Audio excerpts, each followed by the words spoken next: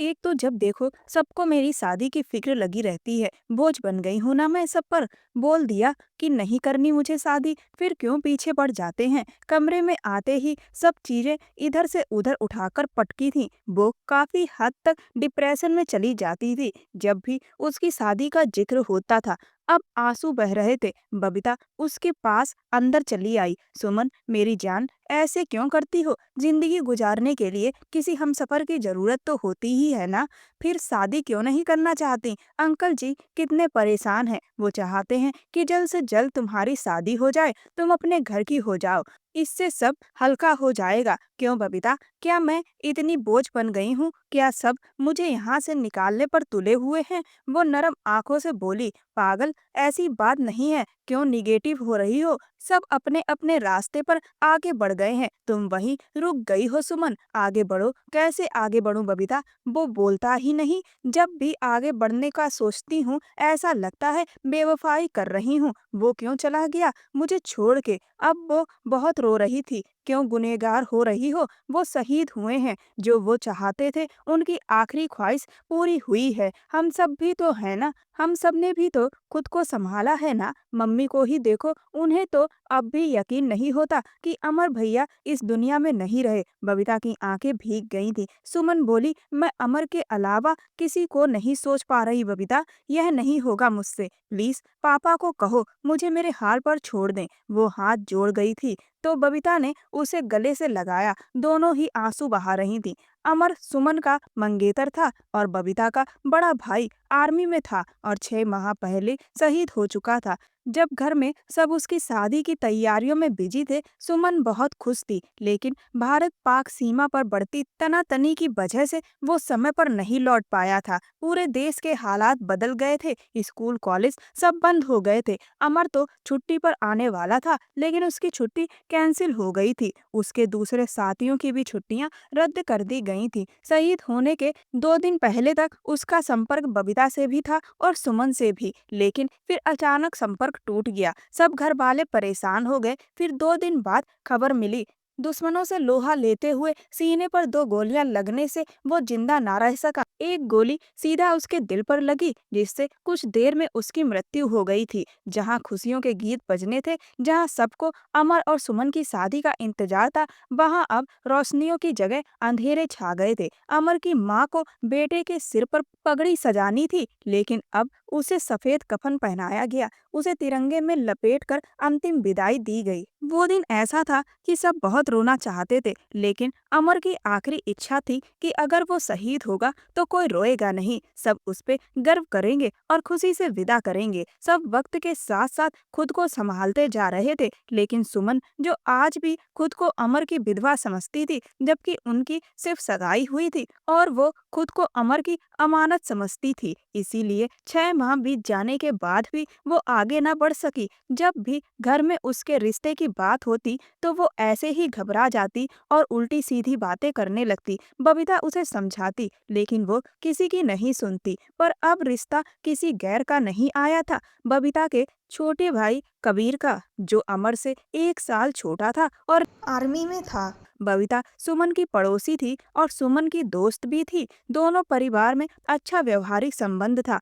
सुमन अमर से मोहब्बत करती थी, इसीलिए उसने अपने पापा से कहा कि वह अमर के घर पर उसकी शादी की बात करें। विनय साहब सुमन का रिश्ता लेकर अमर के घर गए और सुशीला जी से सुमन और अमर के रिश्ते की बात करी। यह सुनकर सुशीला जी काफी खुश हो गईं क्योंकि वह तो यही चाहती थी कि सुमन उनके घर की बहू बने। लेकिन अमर शादी के लिए तैयार नहीं था। पर अब सुशीला जी ने तय कर लिया था कि वह हर हाल में अमर को मनाकर ही रहेंगी। अमर की इच्छा थी कि वह शहीद का दर्जा पाए, इसीलिए वह किसी से भी शादी नहीं करना चाहता था। लेकिन जब सुशीला जी ने उससे कहा तो पहले तो उसने मना किया, पर फिर सुशीला जी ने रोना धोना शुरू कर दिया और खाना भी छोड़ दिया, जिसकी वजह से मजबूरन अमर ने शादी के लिए हाँ कर दिया और सुमन और अमर की शादी तय हो गई। सुमन तो इस रिश्ते से बहुत खुश थी क्योंकि उसे उसका प्यार मिल रहा था, लेकिन अमर के लिए यह रिश्ता बस एक फॉर्मेलिटी था जो वह अपने परिवार को खुश रखने के लिए कर रहा था।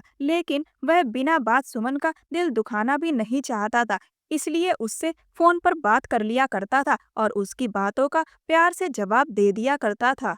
बबीता ने यही बात सुमन को समझाई कि अमर भैया की इच्छा थी कि वह शहीद हो और उनकी वह इच्छा पूरी हो गई और उनकी आत्मा को शांति भी शायद मिल गई हो। वह तो शादी करना ही नहीं चाहते थे। तुम्हारे घर से जब रिश्ता आया तो माँ की बहुत इच्छा थी कि तुम उनके घर की बहू बनो, इसीलिए उन्होंने प्रेशर डालकर भैया को शादी के लिए तैयार कर लिया। लेकिन शादी से पहले ही भैया की जो इच्छा थी वह पूरी हो गई और वह शहीद हो गए। मुझे लगता है तुम्हें इस बात को समझना चाहिए कि अमर भैया तुमसे प्यार नहीं करते थे और आखिर तुम एक तरफा प्यार को कब तक निभाओगी, और यह प्यार कम और जिद ज्यादा लग रहा है। लेकिन सुमन को कुछ समझ नहीं आ रहा था। शायद उसे वक्त चाहिए था, लेकिन विनय साहब को जल्दबाजी थी। उन्हें लग रहा था कि कहीं सुमन शादी न करने के फैसले पर अड़िग ना हो जाए। वो जल्द से जल्द सुमन की शादी कर अपनी जिम्मेदारी से फ्री होना चाहते थे। जिन दिनों भारत पाक जंग शुरू हुई थी, कबीर की छुट्टी भी रद्द हो गई थी और उससे भी संपर्क टूट गया था। उसकी पोस्टिंग ज्यादा खतरनाक जगह नहीं थी, लेकिन संपर्क न होने की वजह से उसे अपने बड़े भाई के शहीद होने की खबर नहीं मिल सकी। जब वो वापस लौटा तो उसकी माँ उसके सीने से लगकर खूब रोई। वो आंसू जो अमर की शहादत पर उतारे जाते उस वक्त नहीं निकले थे, वो छोटे बेटे को गले लगाकर निकले। वो हालात सुधरने के बाद ही आ सका था। उसकी माँ हर वक्त उसे अपने साथ रखती थी, एक पल के लिए भी आंखों से ओझल नहीं होने देती थी। वो खुद भी परेशान हो गया था, क्योंकि उसे वापसी पर कई कठिनाइयों का सामना करना था। लेकिन माँ का दर्द भी वो समझ रहा था। वो लौट गया क्योंकि उसे सिर्फ भाई की मौत की वजह से कुछ दिन की छुट्टी मिली थी और माँ को रोता छोड़कर चला गया। 6 माह गुजरने के बाद जब वो अब छुट्टी पर फिर से घर लौटा तो माँ को कुछ सुकून आया। घर आए उसे कुछ दिन ही हुए थे कि बबीता की शादी का शोर उठा, लेकिन वो शादी अटक गई थी सुमन की वजह से। क्योंकि उसे पता चला कि बबीता और सुयश की शादी ना होने की वजह सुमन है। सुयश सुमन के चाचा का बेटा था। सुमन का अपना कोई भाई नहीं था, तो वह सुयश को ही अपने सगे भाई जैसा मानती थी। सुयश भी सुमन से बहुत लगाव रखता था और सुमन के पिता का बहुत आदर करता था, क्योंकि सुयश के माता पिता अब इस दुनिया में नहीं थे और सुमन के पिता के पास ही वह रहता था और उन्होंने ही उसकी परवरिश की थी। दोनों भाई बहनों में बहुत लगाव था। बबीता और सुयश एक दूसरे को पसंद करते थे और एक दूसरे से शादी करना चाहते थे। दोनों परिवारों को इसमें कोई आपत्ति नहीं थी, लेकिन अमर के जाने की वजह से दोनों की शादी टाल दी गई थी।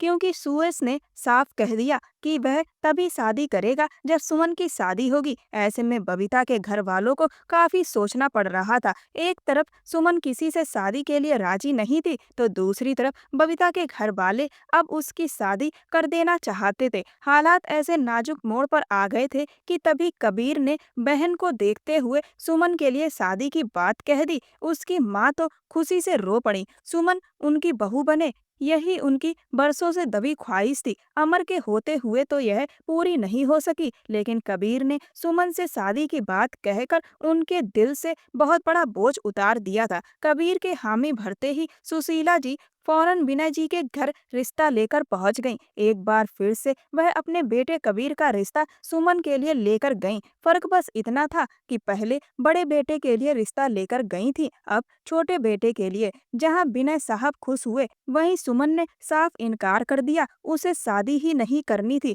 वो कबीर को स्वीकार नहीं कर पा रही थी। उसके लिए तो आज भी अमर ही उसके दिल में जिंदा था, तो वो कैसे किसी और से शादी करके उसकी जिंदगी में जा सकती थी। यह तो एक धोखा होता कि दिल में कोई और हो और जिंदगी में कोई और।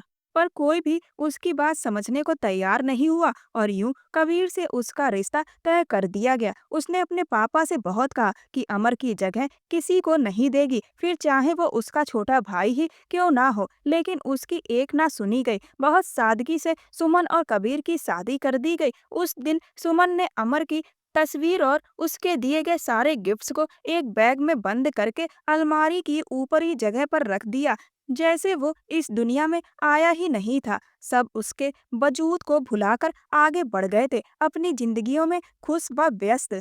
ऐसा सुमन को लगता था और यही वजह थी कि वो धीरे धीरे सबको अंदर से गलत समझने लगी थी। सबसे बड़ी दोषी उसे बबीता लगने लगी क्योंकि उसके भाई सुयश से वह मोहब्बत करती थी। दोनों का रिश्ता तय था और बबीता की शादी की वजह से उसे कबीर से शादी करनी पड़ी। बबीता को माफ नहीं करने वाली थी और यह बात उसे बबीता की एक कजिन के जरिए पता चली थी कि बबीता की वजह से उसके भाई ने शादी की बात मानी थी, वरना कभी ना करता।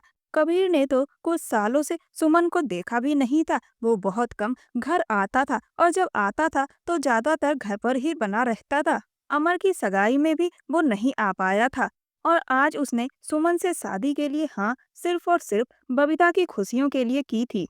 ना जाने क्यों जितना अमर पसंद था उतनी ही उसके घर वालों से अब उसे नफरत हो गई थी। कबीर और सुमन की शादी के बाद कबीर की कुछ छुट्टियां ही बाकी रह गई थीं। इस दौरान बबीता और सुयश की शादी की बात चल पड़ी और एक हफ्ते बाद दोनों की शादी की तारीख तय हो गई। बबीता बहुत खुश थी, सब ठीक हो रहा था, सब बातें अपनी जगह, लेकिन बबीता भाई को याद करती हुई दुल्हन बनी उसकी तस्वीर देख रही थी। कितना खुश था उसके लिए और कितनी प्लानिंग की थी उसने भाई के साथ उसकी और अपनी शादी की। पर किस्मत को जो मंजूर था वही हुआ। बबीता अचानक से कबीर की आवाज सुनती है। उसे लगा जैसे अमर ने पुकारा हो, भैया। वो कबीर को देखते ही उसके सीने से लग गई। जानता हूँ अमर भैया की तरह नहीं बन सकता, लेकिन अपनी पूरी कोशिश करूंगा कि एक अच्छा भाई बन सकूं। वो हमेशा बबीता से दूर दूर ही रहा था क्योंकि वह बहुत कम घर आता था। ड्यूटी तो अमर की भी बहुत सख्त थी, लेकिन अमर बड़ा भाई था। वह परिवार के प्रति अपनी रिस्पॉन्सिबिलिटीज को ज्यादा अच्छे से समझता था और बबीता सबसे छोटी थी तो उसका उसके प्रति लगाव भी ज्यादा था। वो अपनी बहन से यहाँ न होते हुए भी हमेशा संपर्क बनाए रखता था। बबीता को उसकी आदत पड़ चुकी थी और आदतें तो बहुत जानलेवा होती हैं। आज अमर भैया बहुत याद आ रहे हैं मुझे भी, पर रोना बंद करो तुम, वरना सारा मेकअप फैल जाएगा और फिर भूतनी बन जाओगी तुम। वो उसे चिढ़ाकर हंसाने की कोशिश कर रहा था तो वो मुस्कुराकर फिर से रो पड़ी और फिर कुछ देर में उसका और सुयश का विवाह हो गया और विदाई के वक्त सुमन ने नया बवाल कर दिया। विदाई एक हफ्ते बाद होगी, अभी नहीं, और वजह आज के दिन अमर को इस दुनिया से गए 6 महीने पूरे हो गए थे। वो नहीं चाहती थी इस दिन से कोई और याद जुड़ जाए। सब जगह खलबली मच गई थी। उसकी जिद बेसिर पैर की थी। सब जानते थे कि इसका कोई तर्क नहीं है, लेकिन सब उसके जोर शोर से रोने से परेशान हो गए थे। इसीलिए सुयश ने बहन की जिद पर विदाई एक हफ्ता टाल दी। दूसरी तरफ बबीता का दिल बैठ गया था। उसे सुमन से इतनी बेरुखी की उम्मीद नहीं थी। वो जानती थी कि सुयश और बबीता एक दूसरे से प्यार करते हैं। कितने इंतजार के बाद ये दिन आया था उनकी जिंदगी में, लेकिन बारात दुल्हन को लिए बिना वापस जा चुकी थी।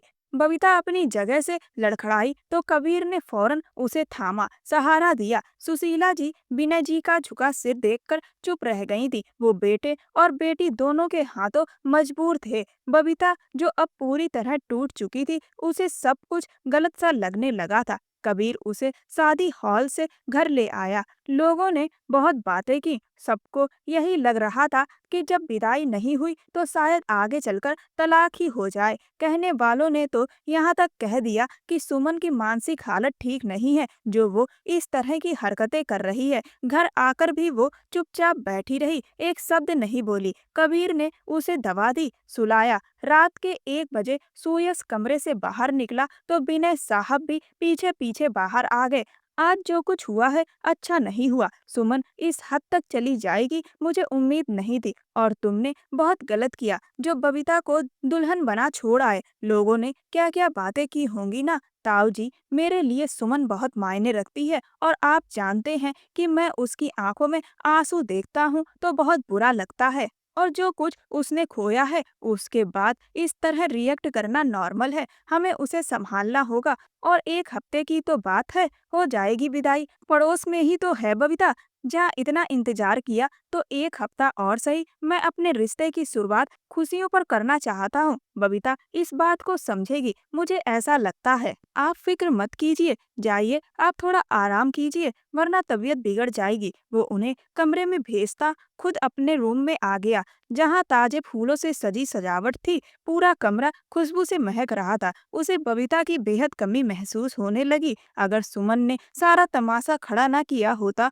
तो बबीता इस वक्त इसी कमरे में होती। उसकी सजाई सेज पर, उसकी बाहों में दिल अजीब सा भारी हो रहा था, आंखें नम थी। वो अपने भीतर मरते हुए जज्बात को कंट्रोल करता हुआ शावर लेने चला गया। सुमन की जिद और उसके रोने के कारण ही तो वह बबीता को दुल्हन बनाकर वहीं छोड़ आया था। एक बार भी उसे नहीं देखा था। वो बबीता जो उसके लिए सच धज कर बैठी थी, जिसकी हर अदा हर मुस्कान सुयस के लिए थी, और सुयस अपनी बहन के सामने उस नाजुक से वजूद को देख भी ना सका। बिना दुल्हन के बारात लेकर वापस आ गया और बिस्तर पर लेटा, लेकिन बिस्तर काटने को दौड़ रहा था। ज्यादा देर लेट नहीं सका और उठकर सोफे पर बैठ गया। मोबाइल से बबीता का नंबर मिलाया, कॉल जा रही थी लेकिन कोई उठा नहीं रहा था। शायद नाराज हो गई है, लेकिन नहीं, वो नाराज नहीं हो सकती। वो मुझसे भी ज्यादा मुझे समझती है, मुझसे प्यार करती है। उसकी क्या हालत होगी वो जानती है। यकीनन वो हालात को समझ गई होगी। वो दिल ही दिल में खुद को तसल्ली देता मोबाइल एक तरफ रखकर सोफे पर लेट गया। ख्यालों में सिर्फ बबीता थी। मुश्किल से आंख लगी ही थी कि मोबाइल पर कबीर की कॉल आने लगी। वो हड़बड़ाकर उठ बैठा, कॉल रिसीव की तो कबीर की बात सुनकर जैसे सब कुछ थम गया। दिल की धड़कन जैसे बंद हो गई। मैं आ रहा हूँ, कॉल बंद मत करना। वो बिना किसी को बताए गाड़ी लेकर घर से निकल पड़ा। इस वक्त वह हॉस्पिटल के कॉरिडोर में एक बेंच पर बैठा था। सुशीला जी और कबीर एक दूसरे को मुश्किल से संभाले खड़े थे। घर पहुंचते ही बबीता को नर्वस ब्रेकडाउन हो गया था और फौरन हॉस्पिटल लाना पड़ा। डॉक्टर ने उसे आईसीयू में शिफ्ट कर दिया था। उसकी हालत काफी नाजुक थी। काफी देर गुजर जाने के बाद भी बबीता की हालत कंट्रोल नहीं आ रही थी। ऐसे में सुशीला जी के कहने पर कबीर ने सुयस को कॉल कर दी और कुछ ही देर में वह रफ्तार से गाड़ी चलाते हुए हॉस्पिटल पहुंच गया। कहाँ है बबीता? उसकी आवाज में बेचैनी और घबराहट साफ थी। कबीर ने एक भारी निगाह उस पर डाली और मुंह फेर लिया। सुशीला जी ने आईसीयू की ओर इशारा किया। सुयस, मेरी बच्ची, सुशीला जी बोली। मैं एक बच्चा तो पहले ही खो चुकी हूँ, अब दूसरा नहीं खो सकती। वह सुयस के सीने से लगकर रोने लगी। कुछ नहीं होगा मम्मी जी, बबीता को कुछ नहीं होगा, हिम्मत रखिए। वो खुद अंदर से टूट रहा था लेकिन उन्हें संभाल रहा था। कुछ समय बाद डॉक्टर बाहर आए तो तीनों उनके पास लपक कर गए। डॉक्टर, बबीता कैसी है? कबीर बेचैन हो उठा। अब होश आ गया है, ये अच्छा संकेत है, डॉक्टर रिया ने कहा। मगर जो सदमा उन्हें लगा है वो मामूली नहीं है। मानसिक दबाव और भावनात्मक आघात ने उनके नर्वस सिस्टम पर गहरा असर डाला है। क्या हम उनसे मिल सकते हैं? सुशीला जी को चिंता खा रही थी। अभी उन्हें पूरा आराम चाहिए। सबसे जरूरी बात है उन्हें मानसिक सुकून देना। कोई बहस नहीं, कोई टेंशन नहीं, कोई पुरानी बात या दुख याद ना दिलाया जाए, डॉक्टर ने साफ शब्दों में समझाया। डॉक्टर के जाते ही सुशीला जी आंखें पोंछते हुए आईसीयू की ओर बढ़ गईं। मिस्टर कबीर, परेशान मत हो, अभी आप सबका प्यार और साथ ही उनकी सबसे बड़ी दवा है। हमें उम्मीद है कि वक्त के साथ वो पूरी तरह ठीक हो जाएंगी। मगर मानसिक बीमारी शारीरिक बीमारी से कहीं ज्यादा नाजुक होती है। जरा सी चूक फिर से नुकसान का खतरा है, इसीलिए बहुत एहतियात जरूरी है। डॉक्टर रिया की बातों से कबीर का मन भारी हो गया। सुयस जैसे ही आगे बढ़ा, कबीर ने उसे रोक दिया। आप वापस चले जाइए, वरना आपका चेहरा देख लेगी तो फिर से तनाव में आ जाएगी। ये उसके लिए ठीक नहीं होगा। मैं उसे और तकलीफ में नहीं देख सकता। कबीर की बात पर सुयस की आंखें भर आईं, माथे पर बल उभर आए। कबीर, वो मेरी पत्नी है, तुम मुझे उससे मिलने से नहीं रोक सकते। सुयस ने एक एक शब्द पर जोर देते हुए कहा। रोक सकता हूँ सुयस जी, थोड़ी देर पहले आप उसे दुल्हन बनाकर छोड़ आए थे, बिना उसके जज्बात की परवाह किए। अब हक तब जताइएगा जब एक पति का फर्ज अदा कर सकें। कबीर की बात सुनकर सुयस जैसे सन्न रह गया। क्या कह दिया था उसने? क्या वो सुमन की हालत नहीं देख रहा था जो इस हद तक चला गया? सुयस दो कदम पीछे हटा और चुपचाप लौट गया। कबीर को इस बात का अफसोस हुआ, काश वो बबीता के लिए स्टैंड ले पाता तो आज सब कुछ कुछ अलग होता। जब बबीता की हालत थोड़ी सुधरी, कबीर उसे घर ले आया, लेकिन अब वो बिल्कुल चुप हो गई थी। उसकी ये चुप्पी कबीर को बहुत दर्द देती थी। इस पूरे फसाद की जड़ उसे सुमन लग रही थी। वह फसाद को और ज्यादा बढ़ाना नहीं चाहता था, क्योंकि अब कबीर का ड्यूटी पर वापस जाने का वक्त हो चुका था। उसकी छुट्टी को अभी सिर्फ 4 दिन ही बचे थे और सुशीला जी उसे अपनी पोस्टिंग उसी शहर में करवाने का कह रही थी। उसने अपनी माँ से कहा कि वह जाते ही पूरी कोशिश करेगा। बबीता, यहाँ आओ। कबीर ने दूर बैठी बबीता को पुकारा, जो मोबाइल को घूर रही थी। जी भैया। वह फौरन उठकर उसके पास आई। बबीता, यहाँ देखो मेरी तरफ। मेरी सूयत से बात हुई है। वह चाह रहे हैं कि कल आकर सादगी से विदा कर ले जाएं। भैया, मुझे ये रिश्ता नहीं रखना। अचानक से बबीता के ये शब्द सुनकर कबीर के साथ साथ सुशीला जी भी चौंक गईं। ये क्या कह रही हो तुम? कबीर की जुबान से बामुश्किल अल्फाज निकले। यही कहने के लिए मैं बहुत दिनों से इस पल का इंतजार कर रही थी भैया। अगर आप मुझसे जरा सा भी प्यार करते हैं तो मुझे इस रिश्ते से आजादी दिला दीजिए। वो कबीर के सामने हाथ जोड़ने लगी। कबीर कुछ कहता इससे पहले दरवाजे के बीचों बीच खड़े सुयस पर उसकी नजर पड़ी, जो बिल्कुल सन्न खड़ा था।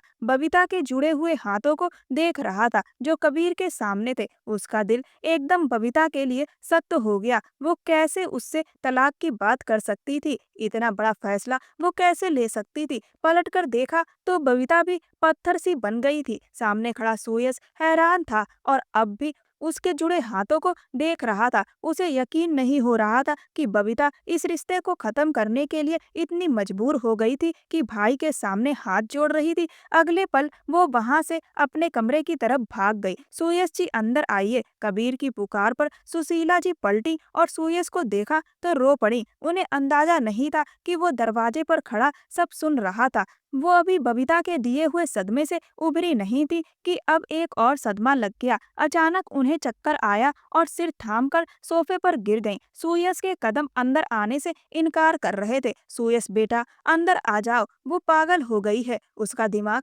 खराब हो गया है। क्या इतनी आसानी से रिश्ते तोड़े जाते हैं? ये चाहती है कि उसकी माँ जीते जी मर जाए। मॉम प्लीज खुद को संभालिए, मैं समझाऊंगा उसे। कबीर ने माँ को सीने से लगाया, जबकि सुयस अपनी सास के पैरों में बैठ गया। क्या आप मुझे अपना दामाद मानती हैं? उसका अंदाज सुशीला जी का दिल हिला रहा था। उन्होंने रोते हुए सर हिलाया। तो फिर मुझे अभी और इसी वक्त बबीता की विदाई की इजाजत दे दीजिए। सुयस की बात ने सुशीला जी के दिल से एक बोझ हल्का कर दिया। सुयस ने बबीता की बात को अपनी इज्जत का मुद्दा नहीं बनाया था। वो आज भी समझदारी दिखा रहा था। बबीता को मान और इज्जत के साथ ले जाने को तैयार था। मेरी तरफ से इजाजत है, सुशीला जी बोली। उनकी बात सुनते ही कबीर ने हैरान होकर माँ की तरफ देखा, जबकि दरवाजे की ओट में खड़ी बबीता भी हैरान होकर माँ को देख रही थी, जिन्होंने एक पल में फैसला सुना दिया। मम्मा, ये जल्दबाजी नहीं है। बबीता को मुझे समझाने दीजिए।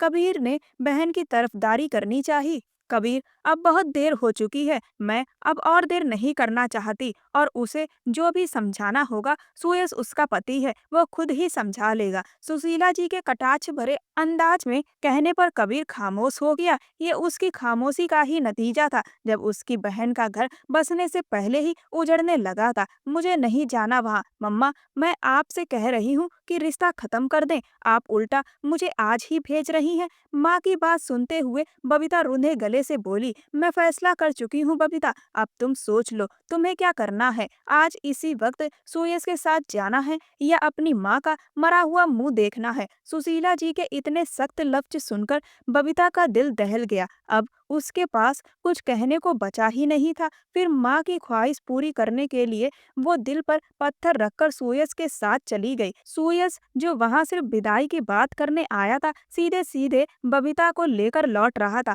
उसे नहीं पता था कि बबीता की माँ का ये फैसला उसके हक में अच्छा है या बुरा, लेकिन वह बस चाह रहा था कि उसका नसीब अच्छा हो। कबीर ने दहलीज पर खड़े होकर बहन को विदा होते देखा और दिल से उसके लिए भला चाहा। दोनों के बीच गहरी खामोशी थी, कोई भी बात नहीं हो रही थी। बबीता लगातार अपनी उंगलियों को एक दूसरे में उलझाए मरोड़ रही थी। उसका दिल सुयश की खामोशी पर सूखे पत्ते की तरह कांप रहा था। उसे पता था कि जब कोई औरत किसी मर्द से रिश्ता तोड़ने की बात करती है तो उस मर्द की खुददारी पर चोट लगती है। अब न जाने सुयश उसे विदा करवा के साथ लेकर जा रहा है, ना जाने उसके साथ कैसा बर्ताव करेगा। ये सोच कर ही उसका दिल बैठा जा रहा था। दोनों घर पहुंचे तो सुयश ने सांस ली और खुद को संभाला। दिमाग से उसने वो सारी बातें निकालनी चाही जो बबीता के कारण उसके अंदर भर गई थीं। वो अंदर से बहुत परेशान था। बबीता को लेकर उसके जज्बात बहुत साफ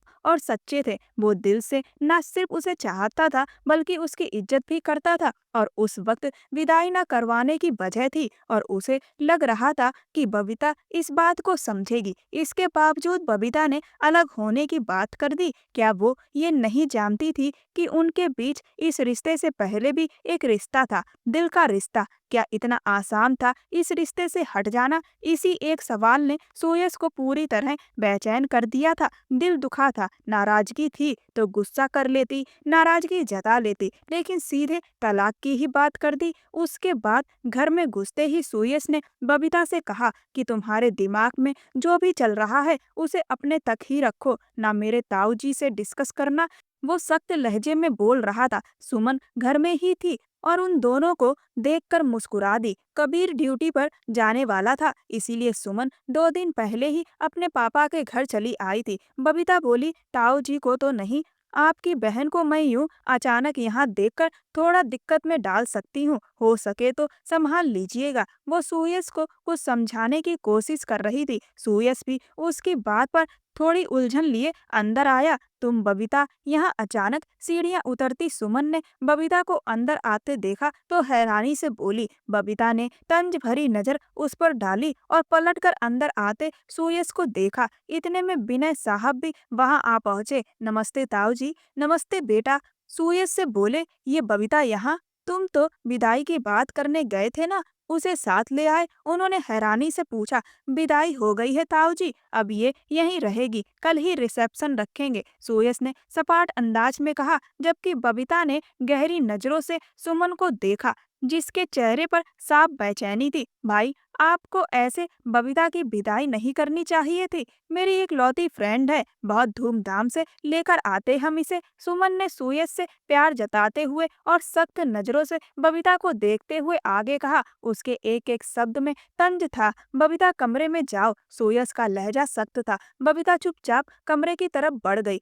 ताऊ जी, मुझे जो सही लगा वो मैंने किया। सासू माँ बहुत परेशान थी तो मैंने कल की बजाय आज ही विदाई कर ली। आप नाराज तो नहीं है ना? वो उनके पास जाकर बैठ गया। नहीं बेटा, बबीता तुम्हारी जिम्मेदारी है, जब चाहो उसे लेकर आ सकते हो। किसी को कोई हक नहीं है तुम्हें रोकने का। पर हाँ, मन था कि अच्छे से धूमधाम से लाते। खैर, अब रिसेप्शन अच्छे से करेंगे। खुश रहो, मेरा बेटा आया है पहली बार बहू लेकर, खाने का अच्छा इंतजाम करना। विनय साहब बहुत खुश होकर बोले। मैं शांति से कहती हूँ वो कुछ अच्छा बना लेगी। सुमन ने कहा, मैं खाने पीने की सामान की लिस्ट बना दूंगी। उसने लिस्ट बनाई और घर के नौकर को दी और फिर अपने कमरे में चली गई। और फिर से वो अमर को याद करने लगी। आंखों से आंसू खुद ब खुद बहने लगे। बबीता को उसकी मोहब्बत मिल गई तो क्या मुझे नहीं मिल सकती थी? सुमन सोचने लगी। वो आंखें मूंदे सोच रही थी, जिनमें अब पछतावे का रंग भी शामिल हो गया था।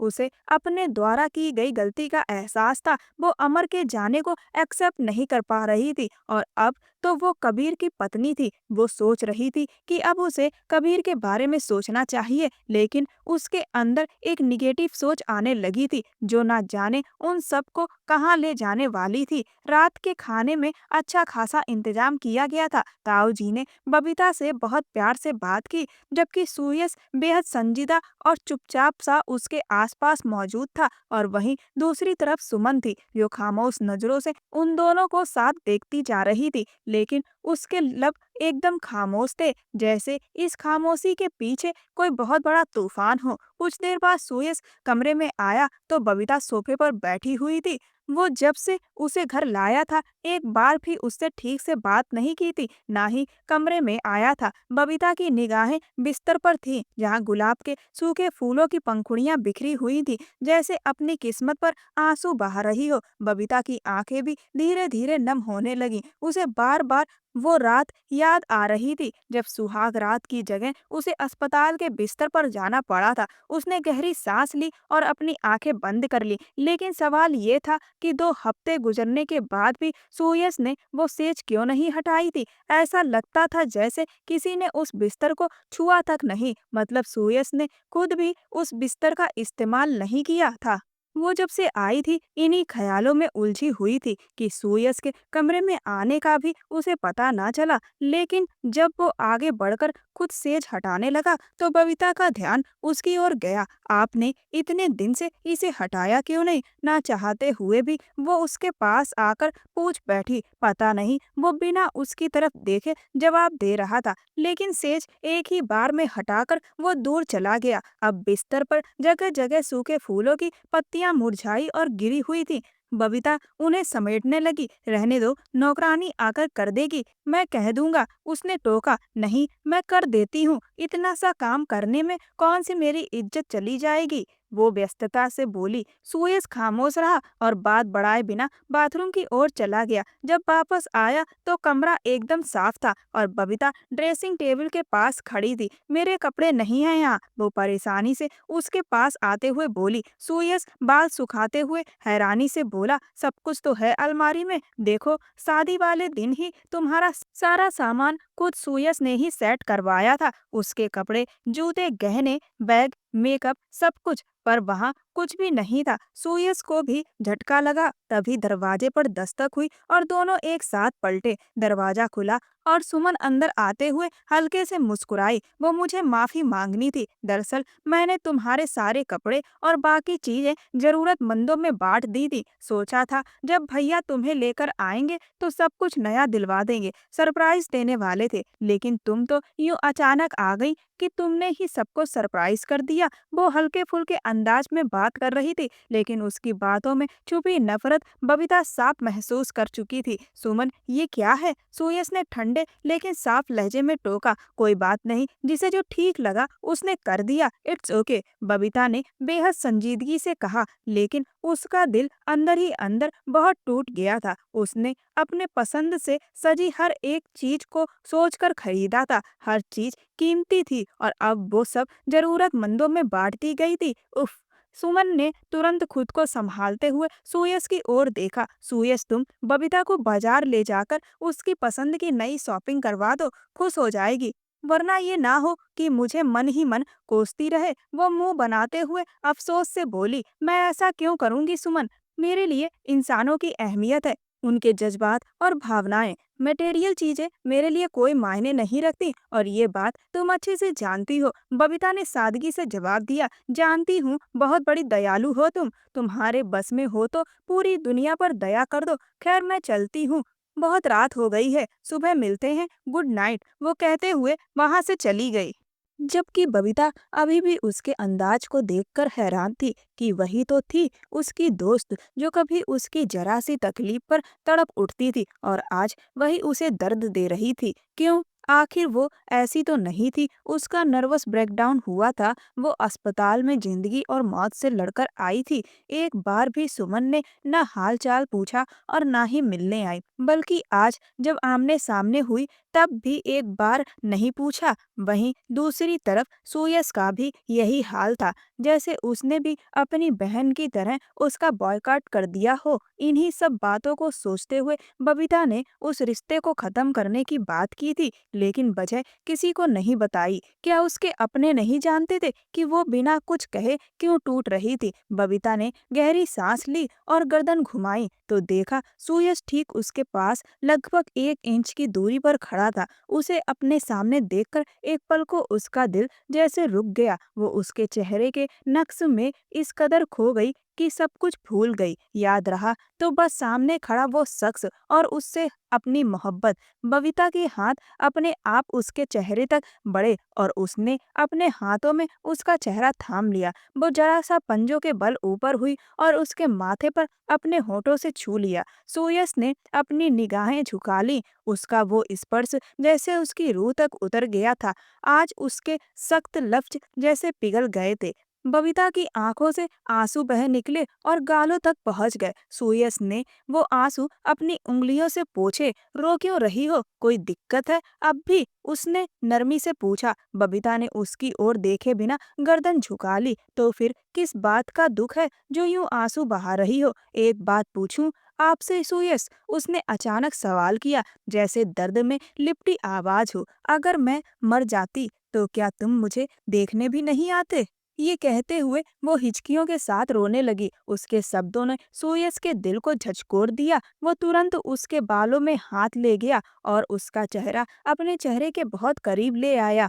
बहुत शौक है तुम्हें मरने का, तो चलो मैं खुद ही मार दूंगा। यकीन मानो अकेला ही बहुत हूँ मैं। उसने बबीता को गले से लगा लिया था। वो महसूस कर रही थी सुयस को खुद से दूर धकेलते हुए। वो गहरी सांस लेने लगी, पर अगले ही पल सुयस ने उसे और करीब कर लिया। खबरदार, अगर 1 इंच भी पीछे हटी तो यही जान ले लूंगा तुम्हारी। मुझे सांस नहीं आ रही, प्लीज। वो मुश्किल से बोल पाई थी। उसके सिर में तेज दर्द उठ रहा था। इससे पहले कि वो चक्कर खाकर गिरती, सुयस ने उसे पकड़ लिया। उसकी आंखों से आंसू गालों पर बह रहे थे और दिल की धड़कनें दुगनी रफ्तार से चल रही थी। क्या हुआ? वो हैरानी से बोला। अब मुझे नींद आ रही है, वो कहती हुई बिस्तर की ओर बढ़ी। इस बिस्तर पर इतने दिन मैं अकेला सोया हूँ, तो तुम मेरे बिना कैसे सो सकती हो? उसके कानों में धीरे से फुसफुसाते हुए कहा। आप ही तो छोड़कर चले गए थे दुल्हन बना के। ना चाहते हुए भी उसने शिकायत कर दी,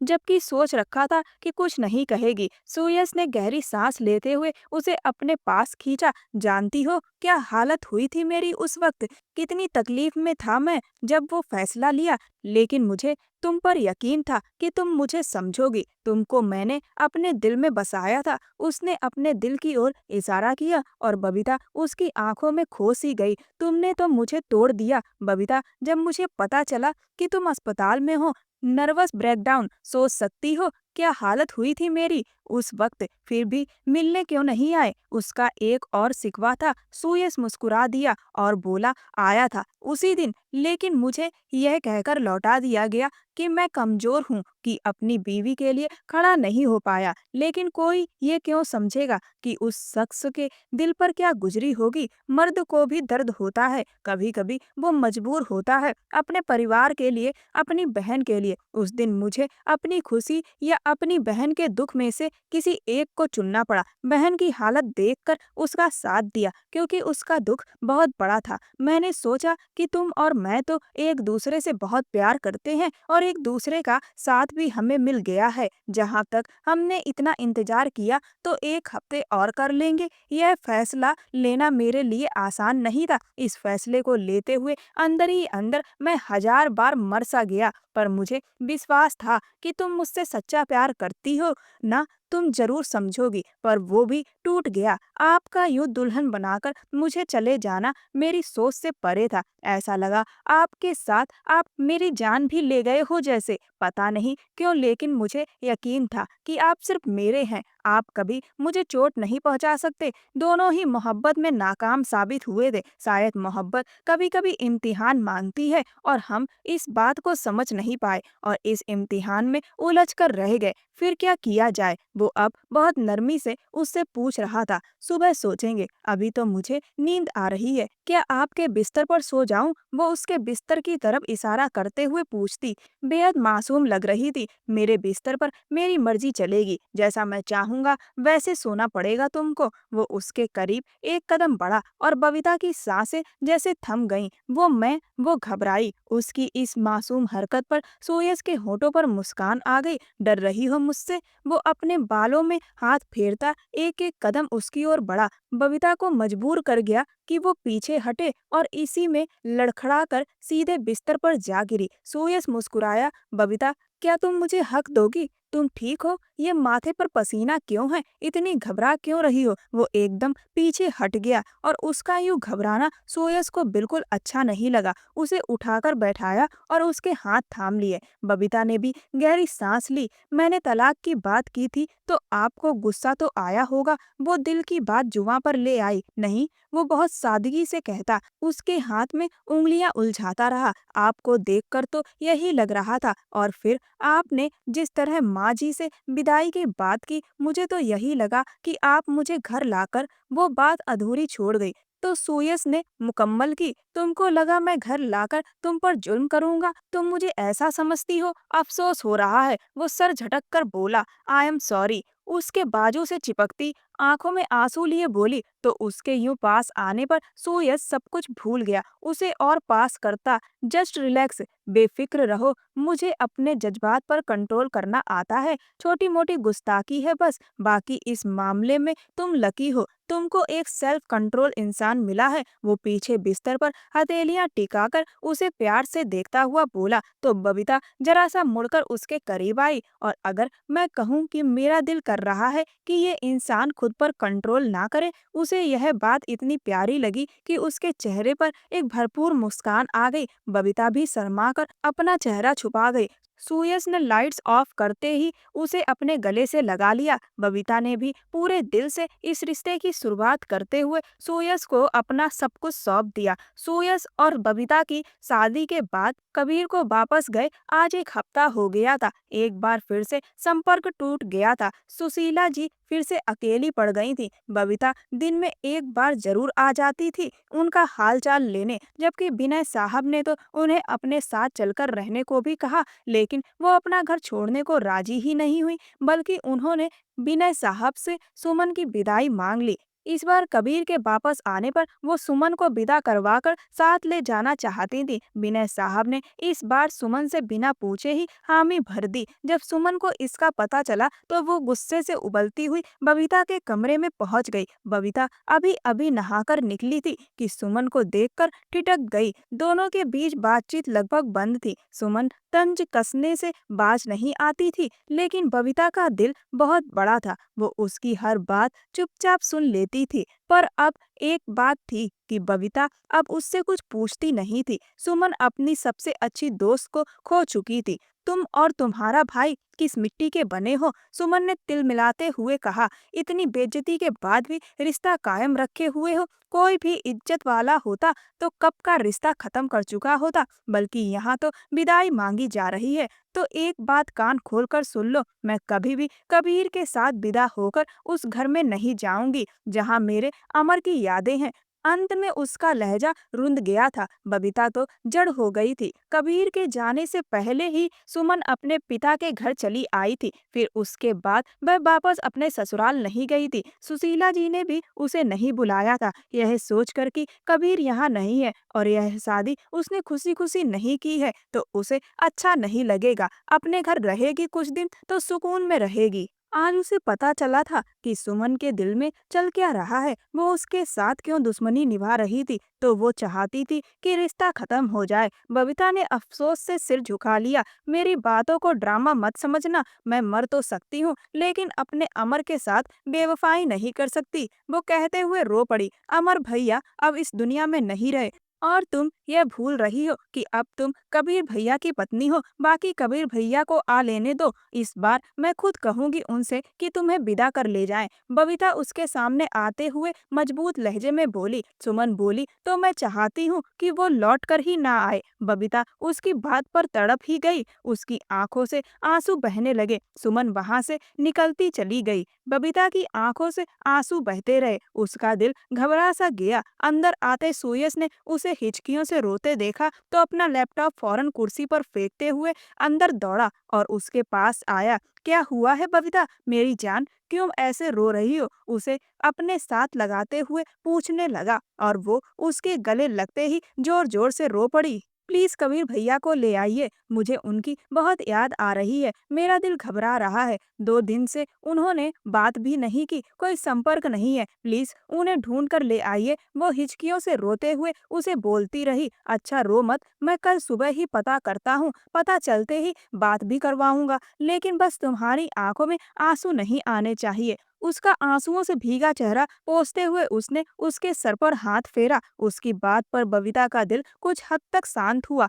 लेकिन फिर से सुमन की बातों को याद करते हुए रोते रोते वो उसके सीने से जा लगी। वही हुआ जिसका डर था। कबीर को कंधे के पास गोली लगी थी, जिसकी वजह से वो अस्पताल में भर्ती रहा और उसका सबसे संपर्क टूट गया। घर पर किसी को खबर नहीं दी गई, कबीर ने ही मना किया था, लेकिन सुयस ने अपने जान पहचान के जरिए यह पता लगा लिया था। उस आर्मी फील्ड में उसके जानने वाले भी बहुत थे और यह बात पूरे परिवार में आग की तरह फैल गई। कबीर को गोली लगी है, जितने मुंह उतनी बातें। 2 दिनों में कबीर को छुट्टी मिल गई और वो घर आ चुका था। सुशीला जी एक सेकंड के लिए भी उसे अपनी नजरों से ओझल नहीं होने देती, उसके सारे काम खुद करती। वो तो माँ को इस कदर देखकर बस मुस्कुरा देता था। विनय साहब और सुयस ने बहुत साथ दिया, बल्कि हर पल साथ रहे। बबीता कुछ दिनों के लिए यहीं आ गई थी और वो भी कबीर की हालत पर बहुत रोई। इस सब के दौरान सुमन एक बार भी कबीर का हाल जानने नहीं आई थी और किसी को भी उसकी परवाह नहीं थी, शायद क्योंकि किसी ने एक बार भी कबीर से शिकायत नहीं की थी। परिवार की औरतें रोज ही आती थी, कबीर को देखो कितनी मनहूस लड़की है, पहले बड़े भाई को खा गई, अब छोटे के सितारे गर्दिश में हैं। एक औरत बिना लिहाज के बोलती चली जा रही थी, जबकि कबीर और बबीता एक दूसरे का मुंह देखते रह गए। 1 मिनट, ये आप किस अंदाज में बात कर रही हैं? कौन अपशकुनी, कौन मनहूस? ये बेकार की बातें हमसे ना करें और ना हम सुनेंगे। कृपया आप भी इस तरह की बातें ना करें। बबीता ने सख्ती से उस औरत को टोका। अरे बेटा, इसमें बुरा मानने वाली कौन सी बात है? जो पूरा खानदान बोल रहा है वही कह रहे हैं हम भी। मैं तो जो बात होती है सीधे कहती हूँ। रिश्तेदारी की भाभी शुरू हो चुकी थी, जबकि उनके साथ आई औरत ने उन्हें चुप कराने की कोशिश की। मेरा भाई बहुत खुशकिस्मत है जो उसे शहीद का दर्जा मिला, हर किसी के नसीब में नहीं होता, और भाई की ये इच्छा भी थी। इसमें आप किसी और को दोष नहीं दे सकते। ऐसा बोलकर आप बस भाई का अपमान कर रही हैं। कबीर की धीमी और शांत लहजे में कही बात पर वो औरतें चुप हो गईं और चुपचाप उठकर चल दी। जब दरवाजे तक पहुंची तो दरवाजे की देहरी पर ही सुमन को खड़ा देखकर आंखों के इशारे से बातें करती बाहर निकल गईं। वो आज ही दिल बड़ा करके वहां आई थी। वो मन ही मन कबीर की इस हालत को अपनी गलती मान रही थी। उस दिन बबीता से कहे शब्दों के बाद उसे एक दिन भी चैन नहीं आया था। वो अपनी बातों पर बुरी तरह पछता रही थी। उसे अमर के साथ अपने आखिरी मैसेज भी याद आ रहे थे। कैसी हो? मैं ठीक हूँ। आप कब लौटेंगे? यहाँ हालात कुछ ठीक नहीं है, अभी मुश्किल है। आपको पता है हमारी शादी को अब बस कुछ दिन ही रह गए हैं। Missing you. मेरा पहला फर्ज इस देश के लिए है, बाकी सब बाद में, जानती हो ना। अमर बोला, मैं चाहता हूँ मुझे शहीद का दर्जा मिले या मैं विजयी होकर लौटूं, आपको जरूर सफलता मिलेगी। वो दिल वाला इमोजी भेजती उसे तसल्ली दे रही थी। शॉपिंग कर ली? हाँ, बस अब दुल्हन का वेडिंग ड्रेस लेना है। देखो क्या होता है अंजाम। प्लीज ऐसी बातें मत करो, मेरा दिल दुखता है। खुद को हर चीज के लिए तैयार रखो। ये जिंदगी का कोई भरोसा नहीं है और मौत एक हकीकत है। बाय। शायद अब बात ना हो सके। आगे बढ़ रहे हैं, दुश्मन को अब मिटाना है। अपना ख्याल रखना। वापस आऊं तो स्वागत करना, ना आऊं तो आगे बढ़ जाना। अपनी जिंदगी बर्बाद मत करना। और वो उसका आखिरी मैसेज था। उसके बाद उससे कोई संपर्क नहीं हुआ, ना कोई मैसेज, ना कोई जवाब। और फिर वो तिरंगे में लिपटा घर पहुंचा। वो शहीद हो गया था। सुमन, वहां क्यों खड़ी हो? अंदर आओ। बबीता ने उसका हाथ पकड़कर अंदर बुलाया। उसकी आंखों में आंसू थे, शर्मिंदगी के, पछतावे के, अपनी गलतियों को समझने के। बबीता उसकी हालत देखकर समझ गई थी कि जब इंसान को अपनी गलती का एहसास हो जाए तो उसे बार बार नीचा नहीं दिखाना चाहिए। भैया तुम्हें बहुत याद कर रहे थे, कुछ देर पहले उन्होंने तुम्हारा जिक्र किया। अच्छा हुआ तुम आ गई। तो आओ यहीं बैठो, मैं कुछ खाने को लाती हूँ। वो जानबूझकर वहां से उठकर चली गई ताकि वो दोनों कुछ वक्त एक दूसरे को दे सकें।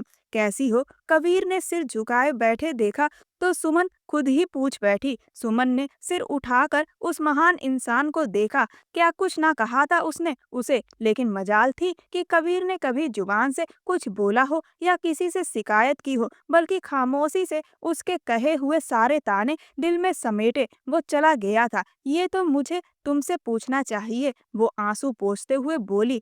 अब तुम्हें रोने से फुर्सत मिलेगी तो पूछोगी ना। प्लीज ये गिलास में पानी दे दो, वो एक हाथ से टेबल की तरफ इशारा करते हुए बोला। सुमन ने फौरन पानी का गिलास थमाया। इस दौरान वो अनजाने में उसके थोड़ा करीब हो गई, पर अगले ही पल घबराकर पीछे हट गई। डोंट वरी, मुझे किसी और चीज पर हक जताना नहीं आता। इस शादी की वजह तुम भी जानती हो और मैं भी, यहाँ तक कि इसकी वक्त भी तय है। तो चिंता मत करो, जब कहोगी मैं तुम्हें आजाद कर दूंगा। आपको भी यही लगता है ना कि मैं मनहूस हूँ? उसकी बात काटते हुए वो जोर जोर से रोने लगी। बहुत गलतफहमी में हो तुम जानती हो मैं इतनी छोटी सोच वाला इंसान नहीं हूँ। वो थोड़ा गुस्सा हुआ। फिर आजाद करने की बात क्यों कर रहे हो? क्या मैं इतनी बुरी हूँ कि माफी भी नहीं मिल सकती? वो गालों को हाथ की पीछे की तरफ से रगड़ते हुए आंखें साफ कर रही थी। मासूमियत से बोली थी, लेकिन वक्त और हालात ऐसे गुजरे कि या तो दिल सब्र कर जाता या जबरदस्ती चुप हो जाता। और सुमन ने न सब्र किया न चुप हुई, बस खुद को मजबूर कर लिया। और जबरदस्ती का नतीजा, पर ये तो तुम्हारी ही मर्जी थी। वो उस आखिरी मुलाकात की तरफ इशारा कर रहा था जो बबीता की विदाई रुक जाने के बाद हुई थी। किसी गलतफहमी में मत रहिएगा मिस्टर कबीर, मैं अपनी आखिरी सांस तक सिर्फ अमर की हूँ और अमर की ही रहूंगी। कभी भूल कर भी उम्मीद मत लगाना, वरना आपकी बहन का मान बना रहेगा इसकी गारंटी मैं नहीं दे सकती। अपने ही शब्द याद करते हुए सुमन ने सिर झुका लिया। आई एम सॉरी, मैंने बहुत गलत बातें कही थी, माफ कर दो। वो कानों को हाथ तक ले आई थी तो कबीर के चेहरे पर मुस्कान आ गई। जाओ, तुम भी क्या याद करोगी, लेकिन मेरी एक शर्त है।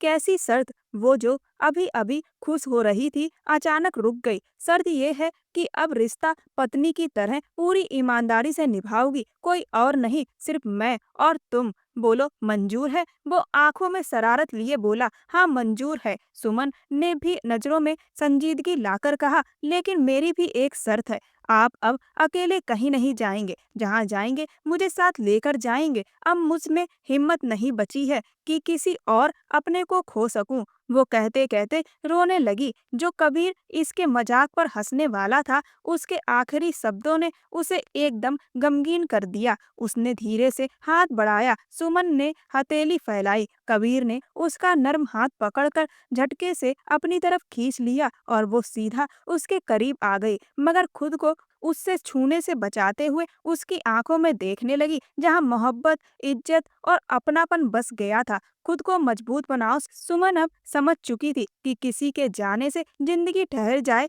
यह जरूरी नहीं है। अगर आपकी किस्मत में प्यार लिखा है, तो अगर आपको एक बार प्यार में असफलता मिली है, तो दोबारा फिर प्यार आपके जीवन में लौटेगा। और जब प्यार आपके जीवन में दस्तक दे, तो उसे ठुकरा देना अपने पैरों पर कुल्हाड़ी मारने के जैसा होता है। कबीर सुमन को इज्जत और सम्मान के साथ साथ प्यार भी देने को तैयार खड़ा था, और उसने कहा था कि मुझे पता है कि तुम्हें समय लगेगा, लेकिन मैं यकीन दिलाता हूँ कि मैं तुमसे इतना प्यार करूंगा कि तुम्हारे दिल में मेरा प्यार जरूर बस जाएगा। एक बार मुझे मौका देकर तो देखो। सुमन ने कहीं सुना था कि अगर आपको आपका प्यार ना मिला हो, पर आपके जीवन में कोई प्यार करने वाला आ रहा हो, तो आप चाहें तो उसे मौका दे सकते हैं, क्योंकि वह रिश्ता जिसमें प्यार नहीं है, उसे निभाना एक बोझ की तरह होता है। लेकिन वह रिश्ता जिसमें प्यार है, चाहे फिर वह दोनों तरफ हो या एक तरफ, वह रिश्ता अगर दिल से स्वीकार लिया जाए तो जीवन को बेहद खूबसूरत बना देता है।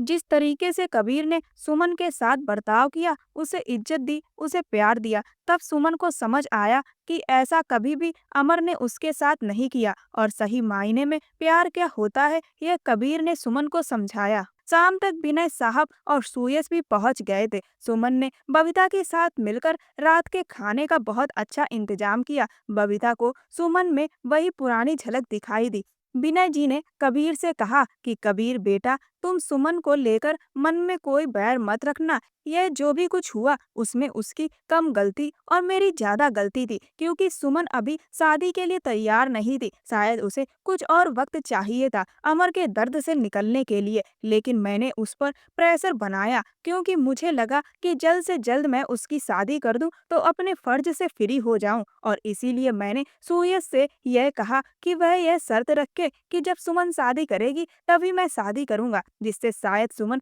मजबूर होकर शादी के लिए तैयार हो जाए। और जब यह बात तुम्हें पता चली तो तुमने बबीता की खुशी के लिए अपना रिश्ता सुमन के लिए भेज दिया। सुमन ने दबाव में आकर शादी तो कर ली, लेकिन वह इस रिश्ते को दिल से स्वीकार ना पाई और उसके मन में नफरत पलने लगी। बेटा, सुमन से ज्यादा मैं तुम्हारा दोषी हूँ, तुम मुझे माफ कर दो। विनय साहब ने हाथ जोड़े।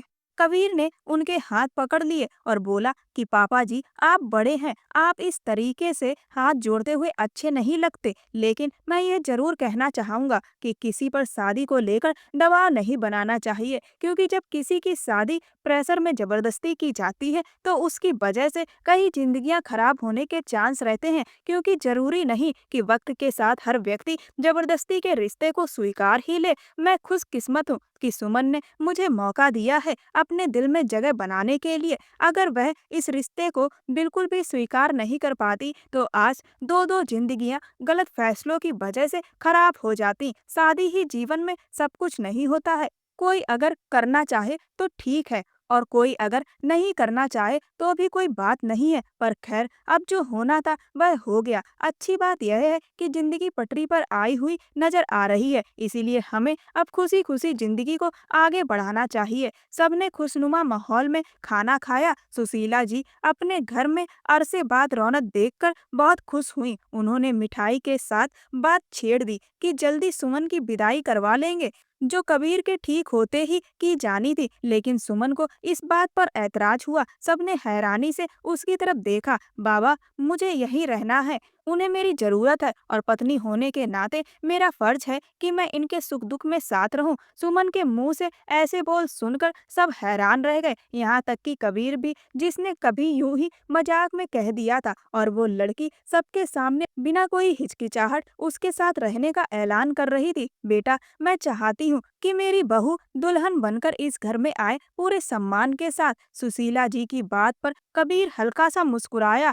तो सुमन मुंह बनाकर उसकी तरफ देखने लगी। वो पहली बार सबके सामने खुद के लिए बोली थी, और कबीर की वो जानलेवा मुस्कान जिसमें उसकी शरारत साफ थी, सुमन समझ गई। मगर उसके लिए बस इतना ही काफी था कि वो उसका था। उसका दिल पहली बार उसकी तरफ खिंचने लगा था। आज जब किसी ने उसके लिए मनहूस जैसे शब्द कहे, वो अंदर से टूट गई थी। लेकिन कबीर और बबीता ने जिस तरह उसका साथ दिया और सबके सामने उस इंसान की बोलती बंद कर दी, उसके दिल में सारी कड़वाहट जाती रही।